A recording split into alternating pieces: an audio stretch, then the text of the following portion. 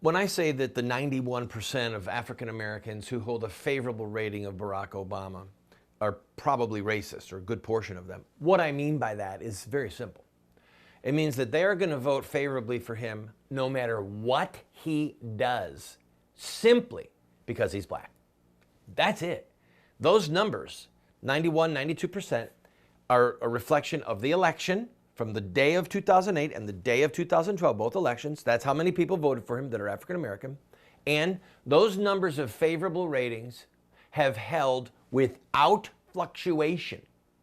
All right? That's a racist vote. In other words, I don't care what he does, I don't care what he says, I don't care what scandal, I don't care what deal he cuts with people that want to blow us up in Iran, I don't care if he betrays Israel, I don't care if he betrays marriage, I don't care if he betrays babies, I don't care if he's using our money to kill black babies in Planned Parenthood. He's black, and so I support him. I give him a high approval rating. The end. That's not a thinking person. That's not even people who will answer a poll based upon their ethics. It transcends their ethics. Do you understand? The African American community is more opposed statistically to homosexual marriage than white Americans. And they are dramatically opposed to child killing. We call that abortion. And yet, this man, the most aggressive proponent of child killing and homosexual marriage that the Western Hemisphere has ever seen, okay? They give him a 91% approval rating. So that means that their approval of him transcends their faith in God and transcends their obedience to the laws of God himself. They're putting race, the color of his skin, ahead of his ethics, his obedience to God's law, the innocent blood of babies, the sacrament, the covenant of marriage. If that's not an emblem of racism, think if it was inverted. Think of it if it was inverted. If we, you can do the math, all right? No, I'm white, he's white, it doesn't matter what he does. He's white, I'm white. So everything is all white. All right, let's move on. The poll, by the way, go online. I hate the cyberspace, but this is a 23-page poll. All right, it had, I think, 83 questions. Some of them were split questions, but it's a massive poll. It's a massive poll, and people are going to be talking about this poll for a few days. Let's see. I will talk. I'll finish up with why I'm depressed, then we're going to cut to the chase on the polls. The reason that this poll depresses me, all right, is that Hillary Clinton against Marco Rubio, Jeb Bush, Donald Trump, okay? Whatever you think about any three of those men.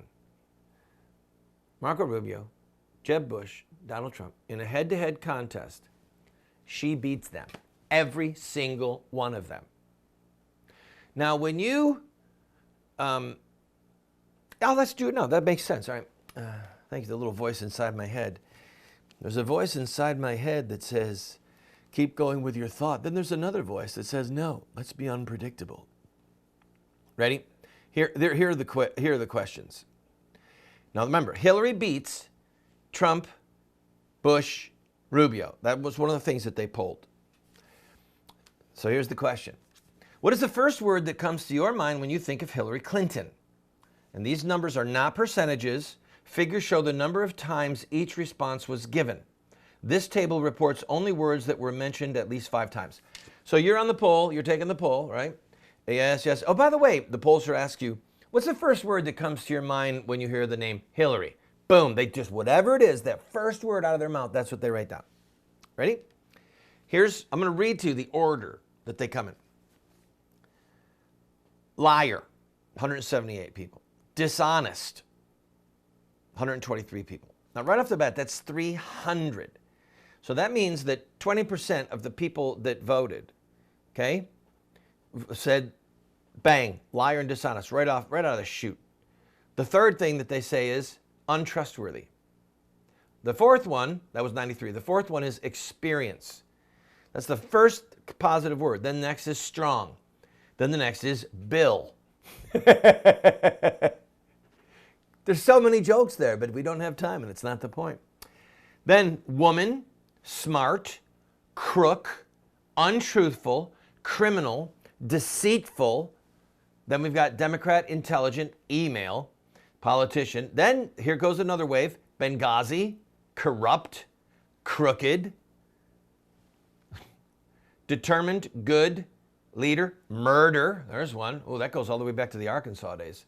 Qualified. We're down to 9 people said qualified. Out of 1,500, the first word that came to their mind, 9 of them said qualified. 9 of them said trustworthy. 8 of them said a word that begins with B. And next said competent, then phony, president, cheat, deceptive. 7 people said honest. 7 people said scandal, sneaky, ambitious, arrogant. There's so many negatives here. It's mind-boggling. Now, these are people, please understand me, these are people that were polled. All of those answers they gave, these are the exact same people that said they would vote for her over Bush, Rubio, or Donald Trump. These are people that despise this woman. And then they still turn around and say, but I'd vote for her over Bush or Rubio or Trump. God save us. God save us. Who are you people? Where are you? If you're watching this show and you're one of them, please contact me. Please go to our website and email me. We read all of our letters. I want to hear from you. I might even interview you because I want to know what you're smoking, what you're drinking, what medication you should be taking. I mean, I don't mean to be rude. I don't want to be unkind. Oh, yes, I do. Anyway, this is why I'm depressed. You would be depressed. If you had to do research for a show like this every day and read numbers like this, you would be depressed. That's it. I quit. I'm pulling a Dan Rather. I am off the set. I am out of here.